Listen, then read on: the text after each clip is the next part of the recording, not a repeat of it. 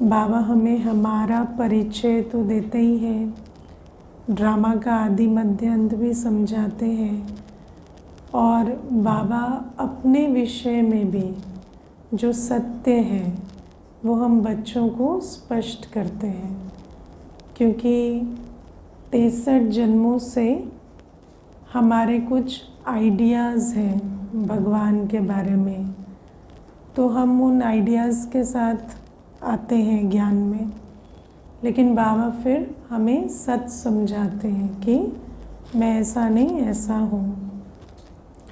तो जो सुख देने की सब्जेक्ट है, देखो एक तो दुनिया में कहते हैं कि सुख दुख दोनों भगवान देते हैं। तो पहले तो हमें ये समझ में आया कि दुख भगवान नहीं देते सुख देते हैं, है ना। फिर दुनिया में ये भी एक मान्यता है कि सुख दुख एक माइंडसेट है, लेकिन बाबा हमें बताते हैं सुख दुख माइंडसेट नहीं है, सुख दुख तो रियलिटी है ना। बीमारी, अकाल मृत्यु, वॉर, है ना, कोई किसी का खून कर रहा है, बाबा उस दिन कहते हैं मनुष्य मनुष्य को खा जाते हैं। ये कोई माइंडसेट थोड़ी है, ये तो रियलिटी है।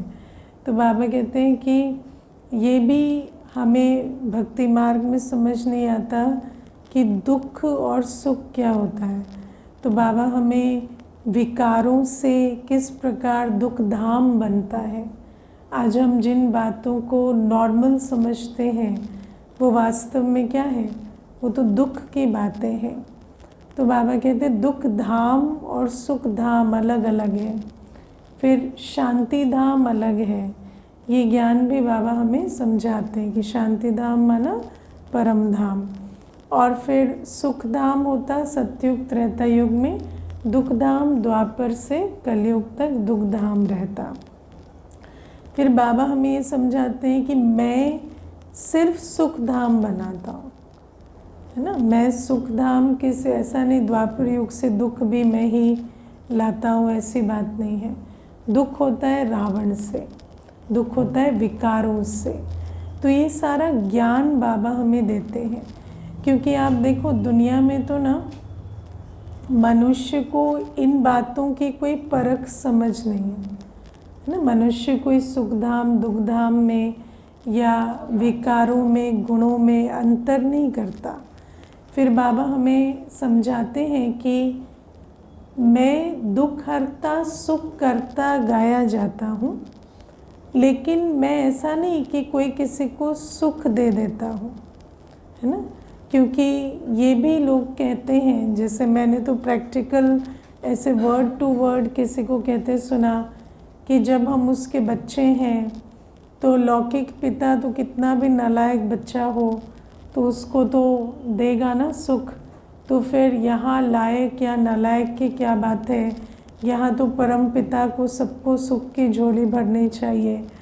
तो बाबा हमें कहते हैं इस प्रकार के भी लौकिक बाप से भी कंपैरिजन चलते हैं कि वो परम पिता है तो वो सबको सुख दे दे, लेकिन बाबा हमें कहते हैं कि मेरी रियलिटी ये नहीं है। मैं सुख देता हूँ, पर सुख देने की विधि क्या है, मैं सुख का रास्ता बताता हूँ। और हाँ, बाबा पिता है तो ऐसा नहीं है कि पार्शियलिटी करते, किसी को रास्ता बताते किसी को नहीं बताते, है ना। बाबा हर एक को सुख का रास्ता बताते हैं, और बाबा कहते हैं हर बच्चे को इस ज्ञान का अधिकार है कि क्या कर्म करके तुम सुख पाओ। क्योंकि मुझे याद है जब मैं शुरू में ज्ञान में आई तो सबसे बड़ी बात जो मुझे समझ में आई थी वो ये कि भगवान हमारे लिए कर्म नहीं कर सकते, वो हमें कर्मों का ज्ञान देते हैं, है ना। लेकिन दुनिया में तो मनुष्य कहता है या तो भगवान हमारी तकदीर बना दे, कर्म कर दे हमारे लिए, नहीं तो हम अपना कर्म खुद करते हैं तो फिर भगवान की क्या ज़रूरत है।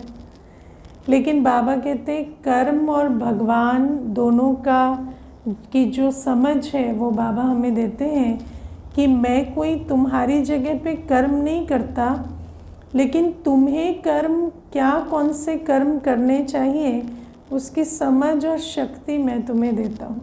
कर्म विकर्म की गति मैं तुम्हें समझाता हूँ कि कौन से कर्म विकर्म बनते, कैसे सुकर्म करने हैं। तो बाबा ये बातें हमें समझाते हैं, और इसीलिए बाबा को क्या कहा जाता है, करण करावनहार। बाबा करवाने का कर्म करते हैं, है ना। करण करावनहार माना बाबा का कर्तव्य करवाने का है, करने का नहीं है उनका करवाना ही उनका करना है। तो बाबा हमें कहते हैं मैं तुम्हें रास्ता बताता हूँ। अब बाबा कहते हैं रास्ता अगर ना बताएं और अगर सबको वर्षा दे दें, है ना, बाप जैसे लौकिक बाप प्रॉपर्टी बांट देता है, तो सबको मैं प्रॉपर्टी दे दूँ तो सब सतयुग में चले जाएंगे, है ना। और सतयुग का फिर क्या होगा। मुझे याद है हम जब इकोनॉमिक्स पढ़ते थे तो शुरू में इक्वालिटी, आजकल इक्वालिटी की बात नहीं होती है, आजकल इक्विटी की बात होती है ना। तो पहले हमारे टाइम पे इक्वालिटी की बात होती थी। तो मुझे एक बार बहुत अच्छा किसी ने समझाई थी ये बात कि अगर सारे पहाड़ों को आप लेवल करके धरती बना दो, है ना, जितना भी ऊपर नीचे है सारी ज़मीन को आप लेवल कर दो, तो ज़मीन का स्तर कितना बढ़ेगा,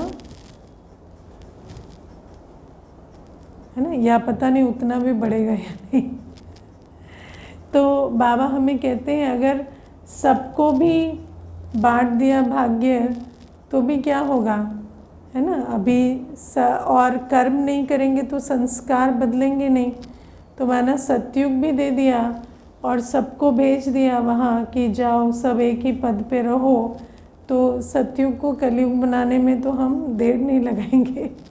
और वैसे भी देखो, अगर टेक्निकली देखा जाए आज भी संसार में कमी क्या है, कमी तो कुछ नहीं है ना।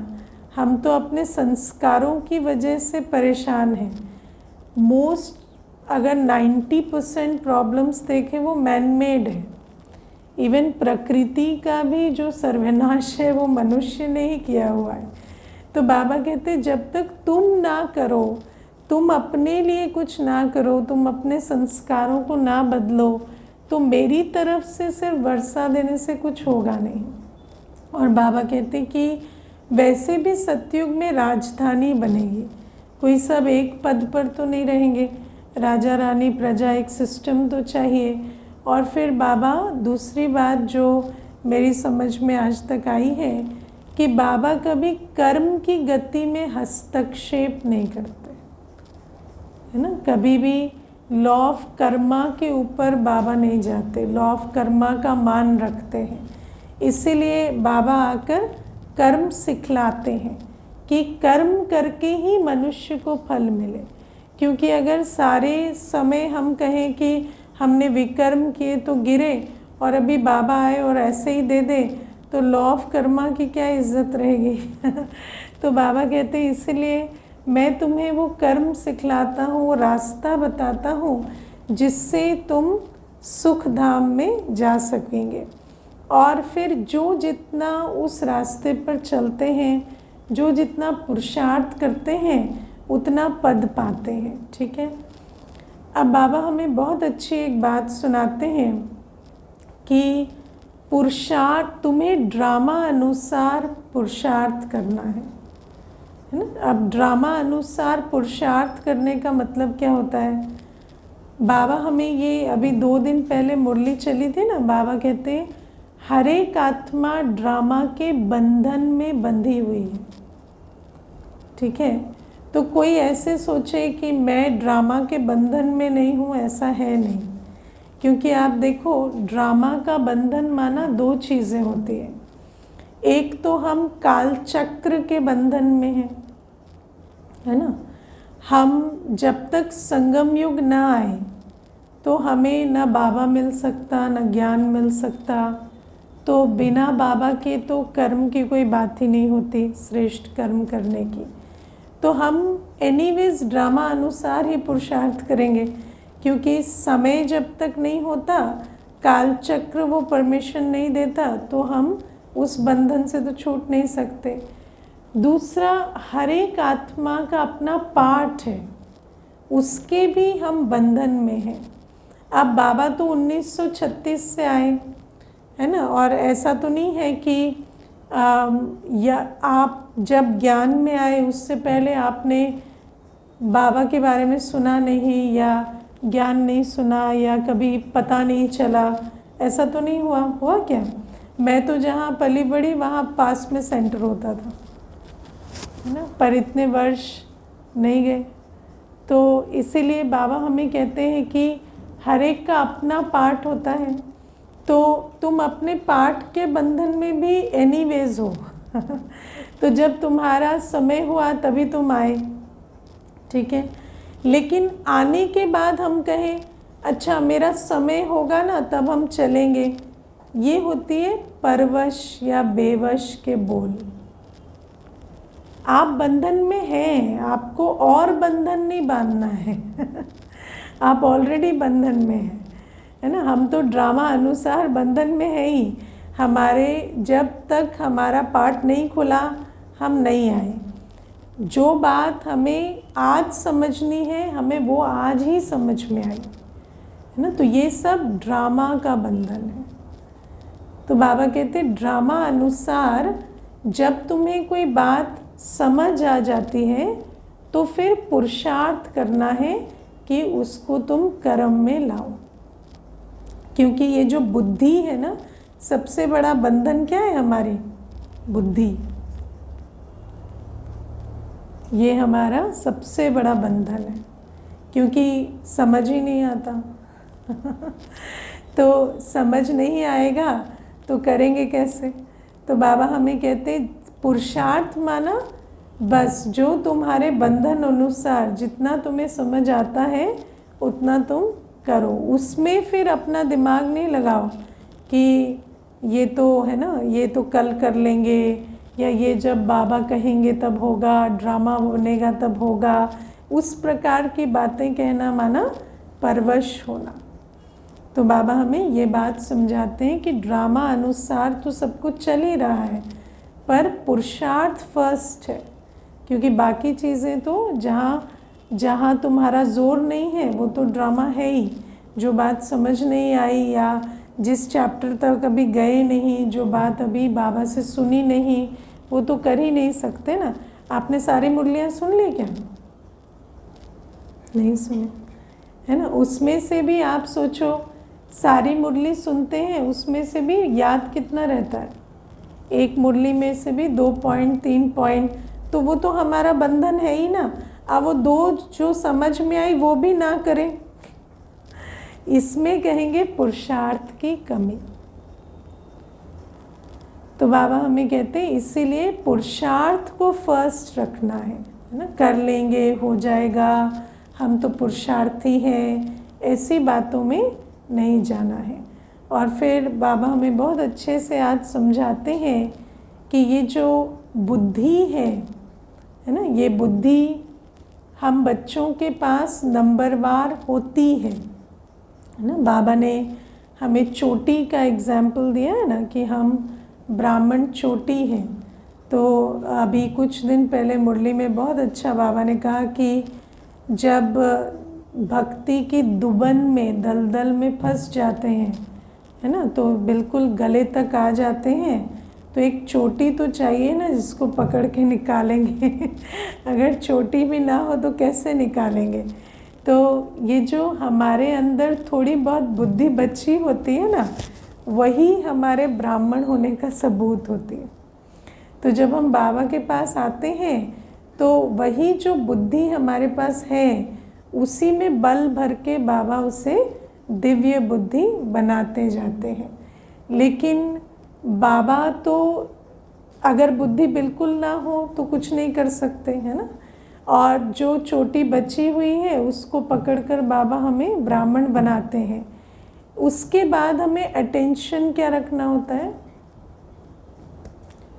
कि अब हमें माया के वश होकर उल्टे कर्म नहीं करना है, क्योंकि जैसे हमारी तकदीर अनुसार है ना, पिछले कुछ कर्म रहे हैं, पिछला हमारे ऐसे स्क्रिप्ट में है, पाठ है कि उस अनुसार हमें बातें समझ आई, हम बाबा के बने तो हमारी बुद्धि का ताला खुला।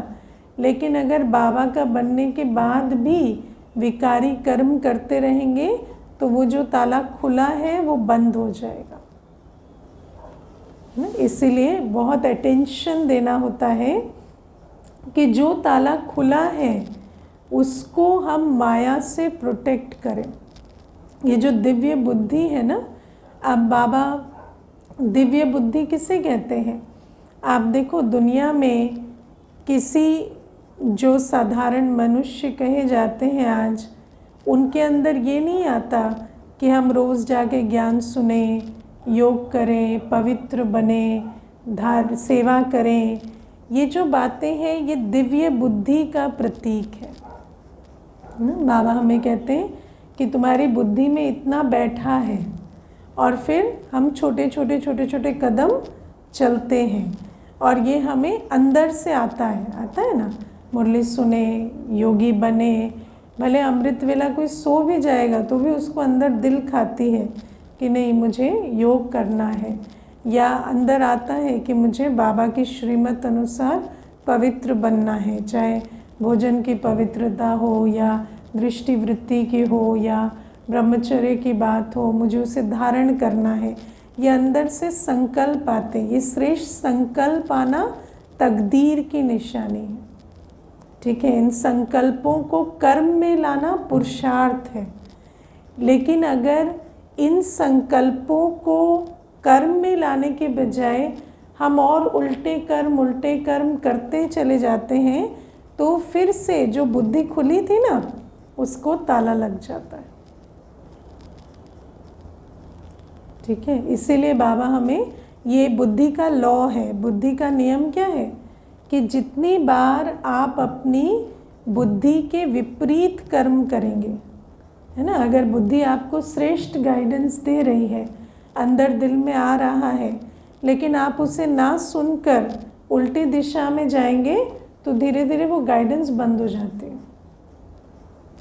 फिर वो बुद्धि भी उल्टी, जीपीएस होता है ना, जीपीएस क्या कहेगा, take left take left take left take right, फिर आप राइट नहीं लेके फिर लेफ़्ट, है ना। जो वो बता रहा है उसकी जगह उल्टा करेंगे, वो भी बदल देता है रास्ता। 2-3 बार कहेगा फिर अपना वो रास्ता बदल देता है। तो इस प्रकार से बुद्धि भी हमारा इनर जीपीएस है, और ये जीपीएस एक्टिव होता है जब हमें बाबा मिलते हैं। बाबा के ज्ञान से हमारी बुद्धि में श्रेष्ठ जो प्रेरणाएं हैं उनकी टचिंग होने लगती है। हमारी दिल होती है कि हम ये श्रेष्ठ कर्म करें, वो श्रेष्ठ कर्म करें, सेवा में तन मन धन लगाएं, ये प्रेरणा हमें आती है। लेकिन अगर हम फिर जो बाबा की श्रीमत के विपरीत, है ना, बाबा की श्रीमत क्या है ना, उल्टी सुल्टी बातें नहीं सुनो, इधर उधर की बातें देखना सुनना बंद करो, अशुद्ध भोजन मत खाओ, या और विकारों में मत जाओ। अगर हम इन बातों को नहीं सुनते तो धीरे धीरे वो बुद्धि का ताला बंद हो जाता है। फिर अंदर दिल खाएगी, लेकिन दिल किस प्रकार से खाएगी, उमंग उत्साह नहीं रहेगा, है ना। ऐसा लगेगा मेरी तकदीर ही ऐसी है, मेरे से तो होगा ही नहीं, मेरे से तो होता ही नहीं है। तो इस प्रकार के संकल्प आने लगेंगे। इसलिए बाबा हमें बहुत सावधान करते हैं, क्योंकि बाबा हमें कहते हैं ऐसे बहुत हैं जो डल बुद्धि थे पर समझते समझते समझदार हो गए, क्योंकि बाबा तो बुद्धिवानों की बुद्धि है। रोज़ पढ़ेंगे, श्रेष्ठ कर्म करेंगे तो धीरे धीरे और भी बुद्धि का ताला खुलता है। दुनिया की आत्माओं से भी ज़्यादा परख शक्ति, निर्णय शक्ति वाले बन जाते हैं। और ऐसे भी बहुत हैं जो आए तो बहुत समझदार थे, लेकिन धीरे धीरे अवज्ञाओं का बोझ चढ़ाते चढ़ाते बेसमझ बन गए। ठीक है, तो हमें क्या बनना है? समझदार बनना है ना। तो इसीलिए जितना समझ में आता है वो करते जाओ, माया की नहीं सुनो। माया क्या कहेगी, है ना, ये अंदर से आएगी प्रेरणा, योग की बहुत प्रेरणा आएगी। फिर माया क्या कहेगी, अरे सन्यासी बनना है क्या तुम्हें, इतना क्या योग योग, बैलेंस बनाओ बैलेंस। इतना योग नहीं, 7 दिन उठ के थोड़ी योग होता है, 4 दिन करो ना, 3 दिन सो जाओ, उस तरफ ज़्यादा नहीं चले जाओ, है ना। तो माया इस प्रकार से हमें, अब मैं आपको बताऊं, अगर 7 दिन का पुरुषार्थ करेंगे तो 4 दिन उठेंगे, लेकिन माया तो 4 का 0 कर देती है, ऐसे संकल्प ही ले आती है। तो या फिर कोई श्रेष्ठ प्रेरणाएं भी आएंगी पवित्रता की, तो माया क्या कि अरे घर टूट जाएगा, कितनी मुश्किल हो जाएगी, है ना, इतनी मुश्किल से तो विकारी गृहस्थ बसाया है, अभी उसको ऐसे तोड़ थोड़ी देना है। हाँ, तो फिर इस प्रकार से माया पहले ही डरा देगी। सेवा के संकल्प आते हैं, बैठेंगे तो सेवा की बहुत प्रेरणा आएगी। जैसे ही बाहर जाएंगे माया के अपना कोई कम काम है क्या, अभी कौन ईश्वरीय सेवा करेगा, है ना, अपने इतने इतने रिस्पॉन्सिबिलिटीज़ हैं, इतने खर्चे हैं, इतना ये है वो है। ठीक है, वहाँ संकल्प आ गया, बाबा जब कराएंगे ना तब हो जाएगा। तो इस प्रकार से ये माया जो है वो बुद्धि को ख़त्म कर देती। तो या फिर मुरली रोज़ आ रहे होंगे और बाहर निकलेंगे ना, कोई एक के साथ चलने लगेंगे, वो कहेंगे रोज़ आते हो? हाँ रोज़ आते हैं। अच्छा, मैं तो रोज़ नहीं आ पाती, आपके घर में कोई होगा नहीं, काम नहीं होगा। हाँ, तो सोचेंगे मैं ही फ्री हूँ क्या, मैं रोज़ रोज़ चला आता हूँ, है ना, इनके देखो काम है, ये तो नहीं आते। तो इस प्रकार से माया तंग करती, और माया धीरे धीरे बुद्धि को बदल कर और जो तकदीर बनने वाली थी उसको ख़त्म कर देती। इसीलिए बाबा हमें कहते हैं कि बहुत सावधान रहना होता है। दिल भी खाएगी, अंदर से आएगा भी, लेकिन फिर भी कर नहीं पाएंगे। और बाबा आज हमें कहते हैं कि मैं तुम बच्चों को श्रेष्ठ कर्म सिखलाता हूँ। तो क्या ऐसा रास्ता बताते हैं, क्या ऐसे कर्म सिखलाते हैं बाबा जो दुनिया में हम कभी नहीं सीखते। तो आप देखो कि रोज़ ज्ञान मुरली सुनना, है ना, और उस मुरली पर विचार सागर मंथन करना, मनन करना, ये वो कर्म है जो दुनिया में कोई नहीं करते हैं। कोई अगर नियम से गीता रामायण पढ़ भी लेते हैं तो ऐसा नहीं कि सारे दिन उस पर कोई विचार करेंगे या कोई क्विज देंगे या कोई उस पर प्रश्न उत्तर करेंगे, ऐसा कुछ नहीं होता, है ना। करते भी होंगे तो वानप्रस्थ में करते होंगे, कोई गृहस्थ व्यवहार में या स्टूडेंट लाइफ में तो ऐसा नहीं करते।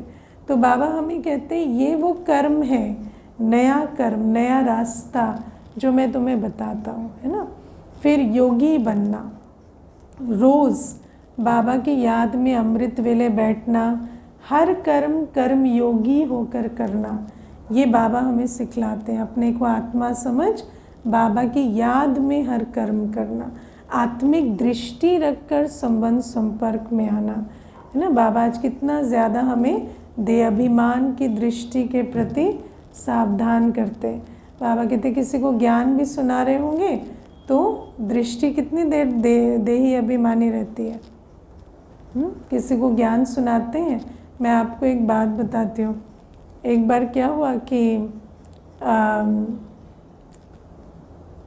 एक बहन आई तो उसको मैं कोर्स करा रही थी, तो बड़ी अच्छी आत्मिक दृष्टि में करा रही थी। फिर ना उसने कहा कि अच्छा, ब्रह्मा बाबा में शिव बाबा वैसे ही प्रवेश करते हैं जैसे किसी में भूत प्रवेश कर जाता है। तो जैसे ही वो सुना ना तो मेरी आत्मिक दृष्टि खत्म।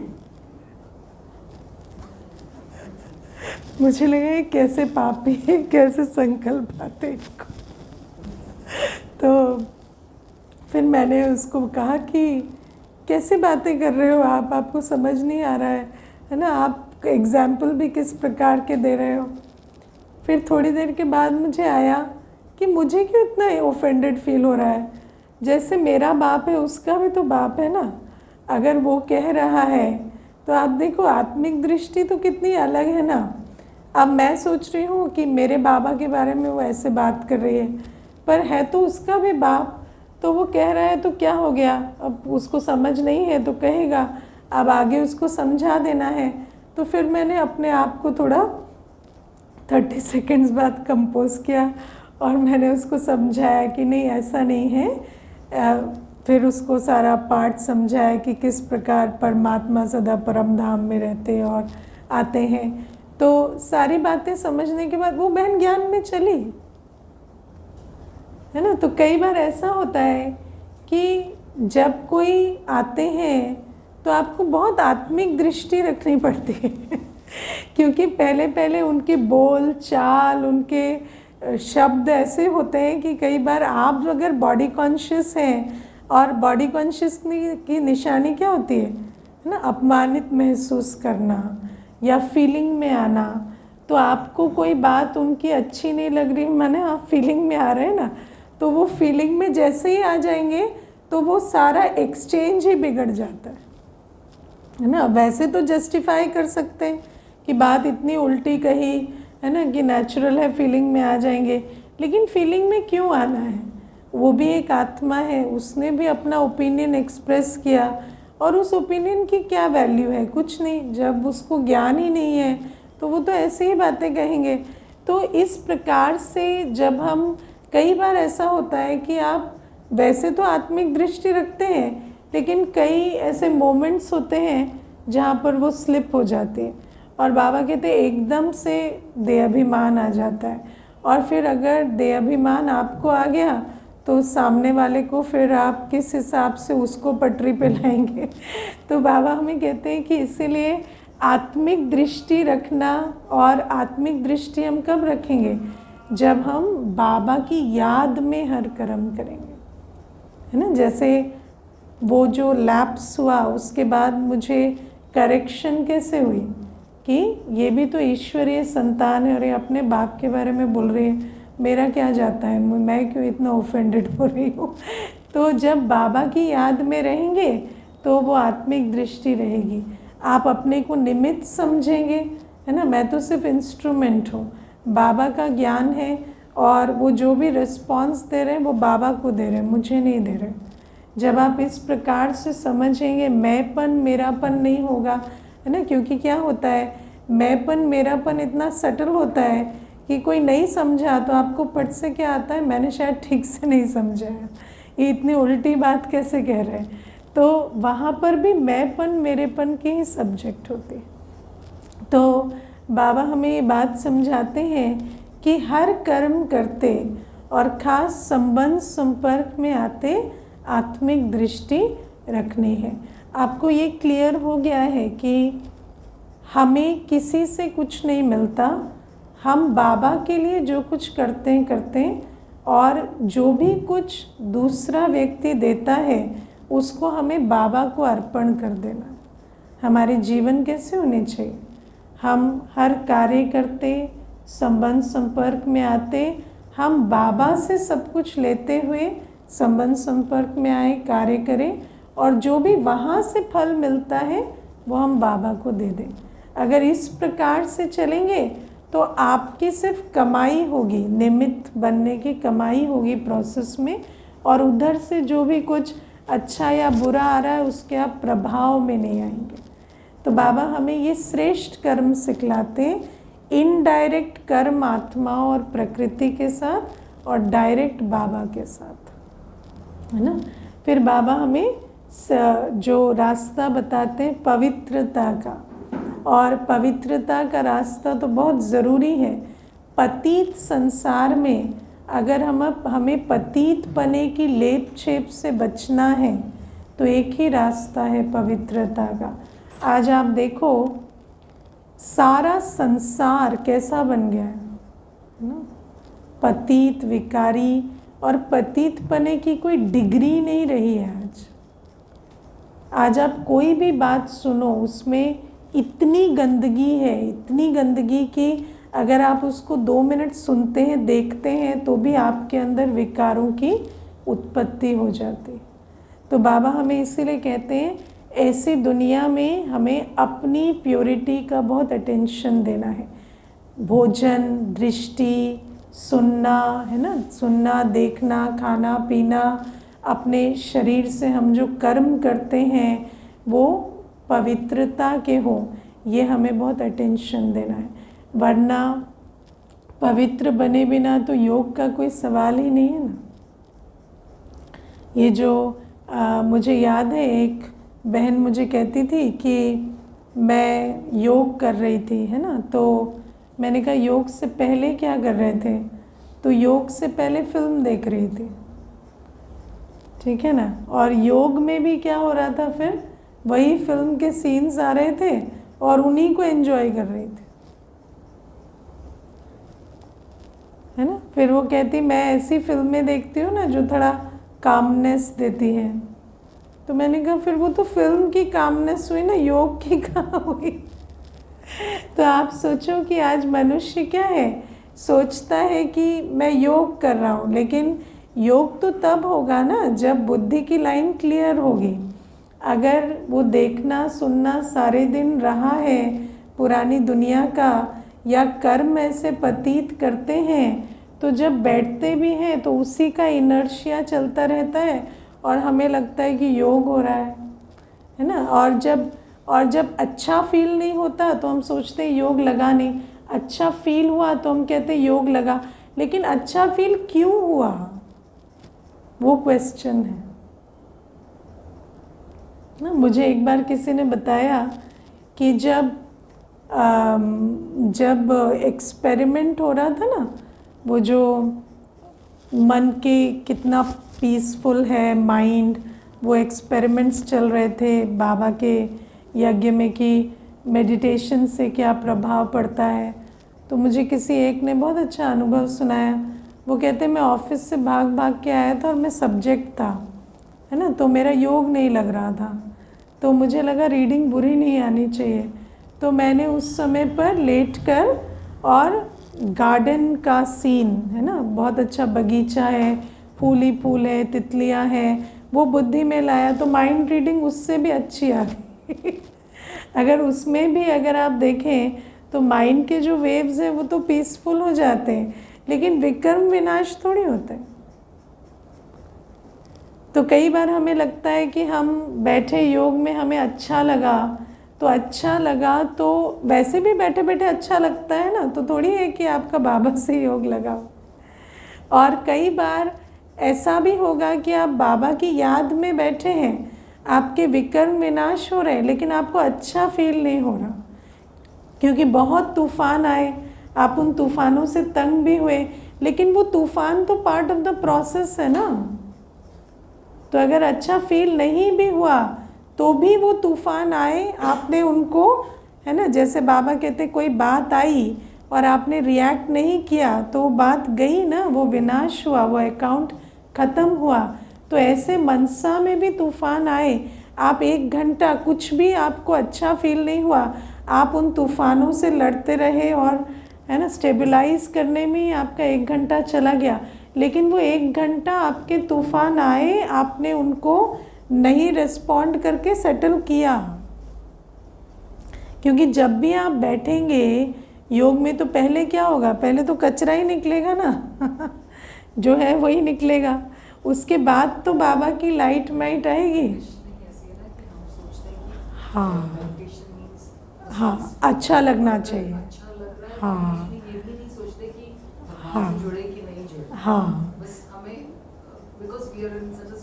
हाँ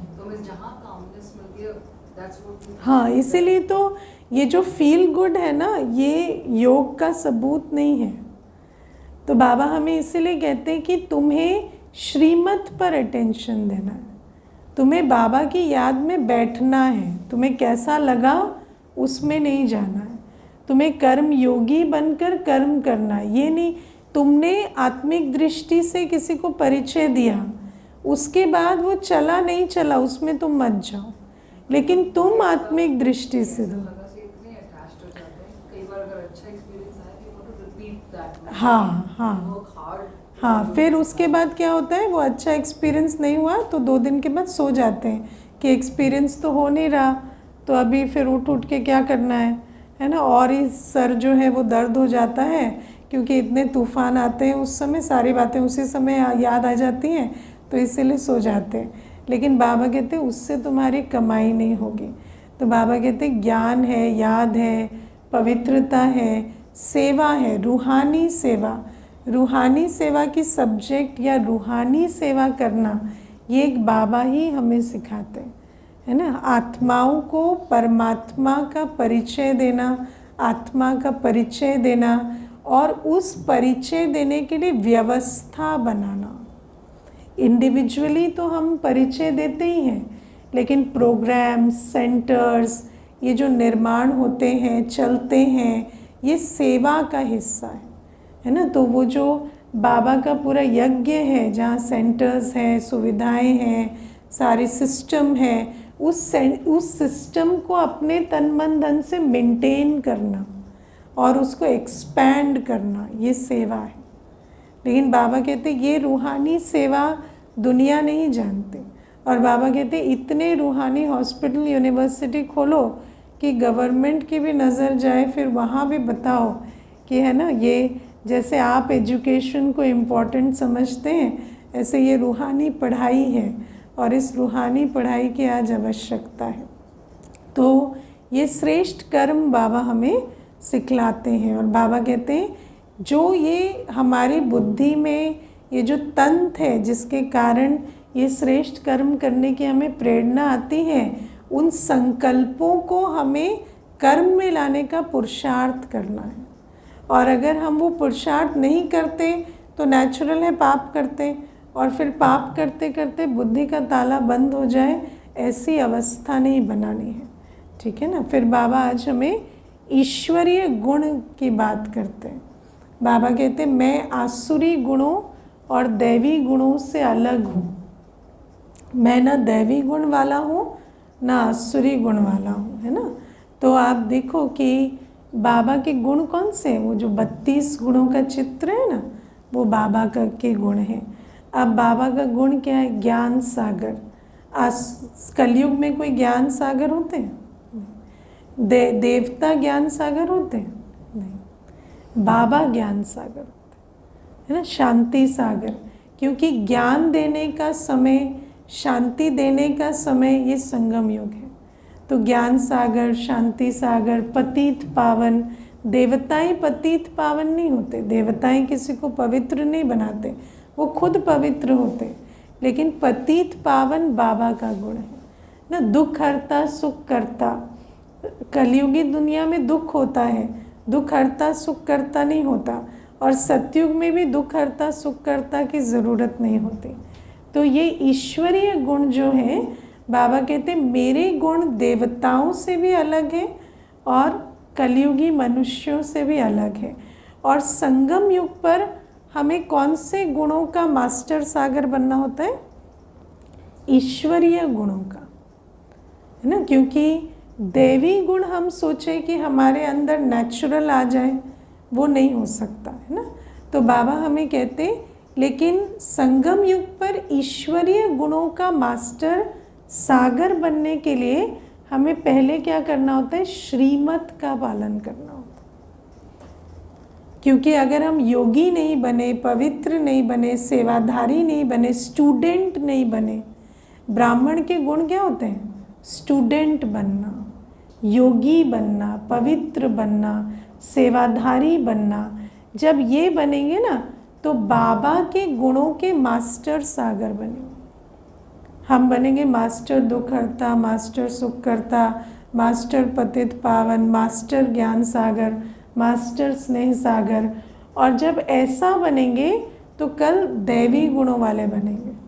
दैवी गुण क्या है? दैवी गुण तो बहुत कम होते, मतलब दैवी गुणों का वर्णन बहुत ज़्यादा नहीं कर सकते, है ना। दैवी गुण क्या? हर्षित मुख रहना, हारमोनी में रहना, मधुर रहना, यही दैवी गुण होते। पवित्रता, ये दैवी गुण है। लेकिन बाबा कहते हैं वो जो दैवी गुण बनना, अपनी जो सूरत सीरत है वो ऐसी डिसिप्लिन एक रस देवताओं जैसी बने, उसके लिए पहले तो तुम्हें अच्छा ब्राह्मण बनना है। अच्छा ब्राह्मण माना ज्ञान सुनने वाला, योगी, पवित्र और सेवाधारी। और फिर ब्राह्मण बनते बनते बाबा के गुणों का मास्टर सागर हमें बनना है। तो ये भी आज बाबा हमें बहुत अच्छी समझ। 16 कला वहाँ होगी, लेकिन वो परफेक्शन, 16 कला माना हर कुछ परफेक्ट है, लेकिन वो बनेगा कैसे? जब अभी हम ब्राह्मण बनेंगे और बाबा के गुणों में मास्टर सागर बनेंगे, है ना। कोई सोचे मैं मुरली नहीं सुनूं, योग नहीं करूं, लेकिन मेरा हर कर्म एक्यूरेट हो जाए, एक्यूरेट परख शक्ति, एक्यूरेट निर्णय शक्ति, कुछ नहीं होने वाला। मुझे एक बार ना एक भाई आए थे, किसी कंपनी के CEO थे, सारा कोर्स कर लिया, उसके बाद लास्ट चैप्टर था ना जो अष्टशक्ति का, तो मुझे कहते हैं ये वाला चैप्टर ना आप लोग कंपनीज़ में कराया करें, ये बहुत अच्छा चैप्टर है और ये 8 शक्तियाँ सबको चाहिए। और वो कहते बाकी चीज़ों में कोई इंटरेस्टेड नहीं होगा, लेकिन ये 8 शक्तियाँ अगर आप क्लास कराएंगे ना तो हम अपने कंपनी में रखेंगे। तो मैंने कहा क्लास करा के क्या, आपकी सैलरी बढ़वाएंगे? तो वो कहते हैं नहीं मतलब, तो मैंने कहा जब 8 शक्तियाँ आप सुनेंगे और आपको उस शक्ति का स्वरूप बनने की विधि ही नहीं पता, तो आप क्यों कराएंगे? सिर्फ इम्प्रेस करने के लिए। सहन शक्ति कैसे आएगी जब तक आप अपने को आत्मा ही नहीं समझते, बाबा की याद में ही नहीं रहते, आपको ड्रामा का ज्ञान ही नहीं, तो आप सहनशील बन सकते हैं क्या?